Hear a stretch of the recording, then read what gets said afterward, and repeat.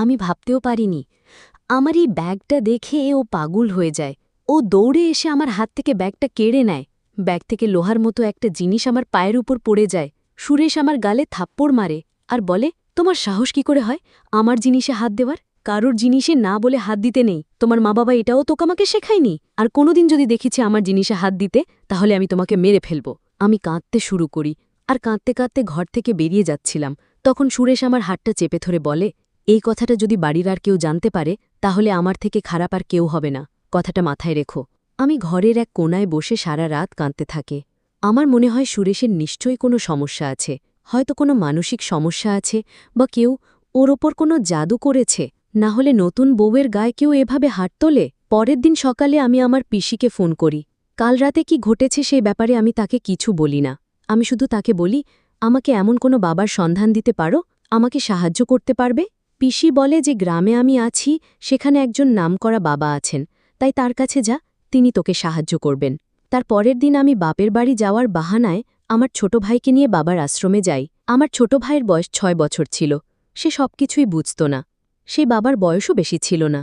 তিনি আমার স্বামীর বয়সী হবে, কিন্তু আশেপাশে আমি ওনার খুব প্রশংসা শুনতে পাচ্ছিলাম। তাই ওনার আশ্রমে গিয়ে বসলাম। যখন আমার সুযোগ এলো, তখন আমি বাবাকে সব কথা খুলে বললাম। আমি বললাম, আমার মনে হয় আমার স্বামী পুরুষত্বহীন ব্যক্তি, তার মহিলাদের প্রতি কোনো আকর্ষণ নেই। আপনি এমন কিছু একটা করুন যাতে আমার স্বামী আমাকে ভালোবাসে। বাবা আমাকে জিজ্ঞেস করে আমি কোন বাড়ি থেকে এসেছি।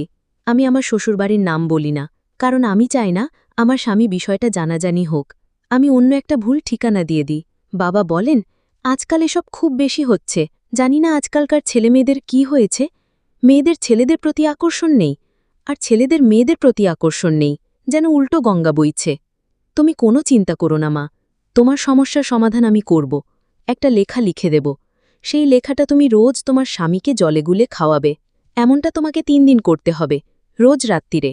শোবার আগে স্বামীকে খাওয়াতে হবে। এমনটা তুমি যদি ৩ দিন করতে পারো, তাহলে তোমার সব সমস্যার সমাধান হয়ে যাবে। আমি বলি, আমি বারবার এখানে আসতে পারবো না। আপনাকে যদি কিছু জিজ্ঞেস করার থাকে, তাহলে আমি কি করে করব?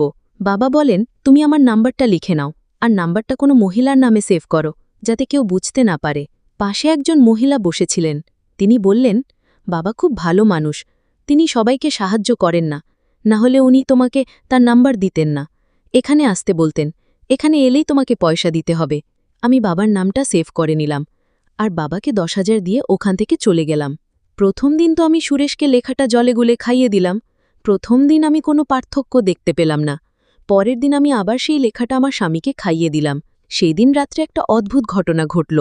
আমি বাথরুম থেকে বেরিয়ে এসে দেখি সুরেশার হাতে আমার ফোন। প্রথমে ঘাবড়ে গিয়েছিলাম, কিন্তু তারপর আমার মনে পড়ে যে আমি বাবার নামটা কোনো মহিলার নামে সেভ করেছি, তাই সুরেশ কিছুই বুঝতে পারবে না। আমি বাবাকে কোনো মেসেজও করিনি। তাহলে আমার ভয় পাওয়ার কোনো কারণ নেই। সুরেশ আমার ফোনটা রেখে আমাকে বলে, পরের সপ্তাহে আমরা অন্য বাড়িতে চলে যাব, তুমি আর আমি আলাদা থাকব। আমি বলি, আমার আলাদা থাকার কোনো ইচ্ছে নেই, আমি এখানেই ভালো আছি। সুরেশ বলে, তোমার ইচ্ছে নেই, কিন্তু আমার ইচ্ছে আছে। আমি বলি, কিন্তু সবাই তো এটাই বলবে যে আমি তোমাকে তোমার মা বাবা থেকে আলাদা করে দিয়েছি। সুরেশ বলে, আমি আমার মা বাবার একমাত্র ছেলে নই, ওনাদের আরও ছেলে মেয়ে আছে, তারা তাদের দেখবে। আর এমনিতেও এখানে আমাদের সম্পর্কটা ঠিকভাবে তৈরি হচ্ছে না। আমরা আলাদা থাকলে আমাদের সম্পর্কটা আরও মজবুত হবে। আমি বলি, তুমি কি তোমার বাড়ির লোকেদের কারণে চিন্তায় থাকো, আর তাই আমাকে সময় দিতে পারেন না? সুরেশ বলে, ধরে নাও তাই। এখন আমার কিছু জরুরি কাজ আছে, আমি বেরোচ্ছি। এই বলে সুরেশ ঘর থেকে বেরিয়ে যায়। আমার স্বামী আমার সাথে এতদিন পর কথা বলল। আমার এটা খুব ভালো লাগল। সে বলেছে আমাকে আলাদা রাখবে। আমার পিসি বলতো যে স্বামী যখন স্ত্রীকে একটা আলাদা বাড়ি বানিয়ে দেয়, তখন স্ত্রীরা জিতে যায়। বেশিরভাগ পুরুষই এটা করতে চায় না, তারা তাদের পরিবারের থেকে আলাদা থাকতে চায় না। আমরা যদি আলাদা থাকি, তাহলে সুরেশ আমাকে বেশি সময় দিতে পারবে, আমার সাথে বেশি করে কথা বলতে পারবে, আর আমাদের সম্পর্কটা ভালো হবে। এখানে হতেই পারে ও পরিবারের চাপে আমার সাথে খারাপ ব্যবহার করে। ও পরিবারের বড় ছেলে, ওর ওপর অনেক দায়িত্ব। সুরেশ নিজেই আমার সাথে আলাদা থাকার ইচ্ছে প্রকাশ করেছে, তার মানে বাবার ওষুধে কাজ দিচ্ছে। আমি তো আনন্দে পাগল হয়ে যাই। পরের দিন সকালে এই সুখবরটা বাবাকে দেওয়ার জন্য আমি ওনাকে ফোন করি, কিন্তু ওনার ফোনটা বন্ধ ছিল। সেদিন রাত্রে যখন আমি এই লেখাটা জলে গুলে আমার স্বামীকে খাওয়াই, তখন সে সামনের দিকে তাকিয়ে বলে, তুমি বাবার দেওয়া লেখাটা আমাকে খাওয়াচ্ছ, তাই না? আমি অবাক হয়ে ওর দিকে তাকিয়ে থাকি। তারপর সে আমাকে মারতে শুরু করে। সে আমাকে মারতে মারতে বলে, ওই বাবার তো আমি এমন অবস্থা করেছি যে কোনোদিন আর নিজের পায়ে উঠে দাঁড়াতে পারবে না। তোমার সাহস কি করে হয় এসব করার? আমি মহিলাদের সহ্য করতে পারি না, তাদের কষ্ট দিতে আমার খুব ভালো লাগে।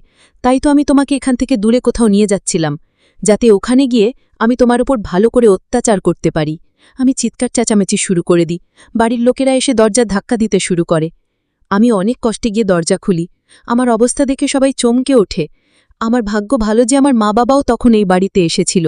তারা আমাকে দেখে বলে, আমরা এক্ষুনি সুরেশের সাথে কথা বলতে চাই।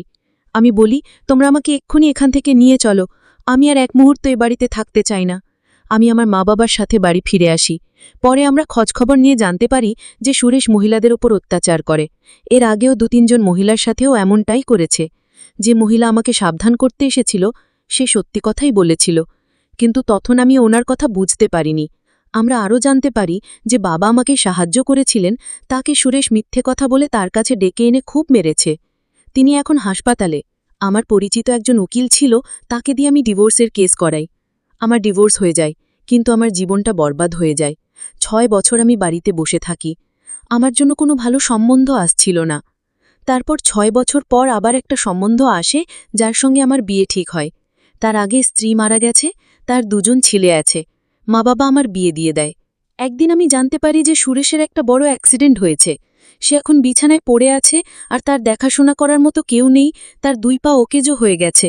সে আর হাঁটতে চলতে পারে না, তাকে হুইলচেয়ারে করে ঘুরতে হয়।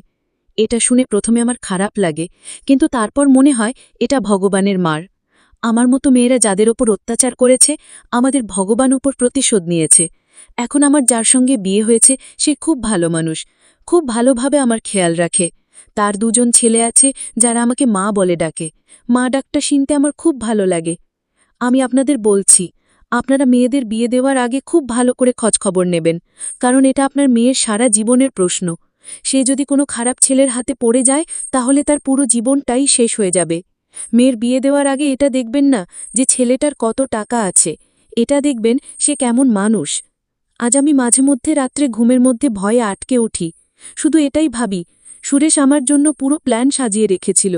ও যদি আমাকে একবার অন্য বাড়িতে নিয়ে চলে যেত, তখন আমাকে সাহায্য করার মতো কেউ থাকত না। ভগবানের অসীম কৃপা যে আমি বেঁচে গেছি। ধন্যবাদ বন্ধু।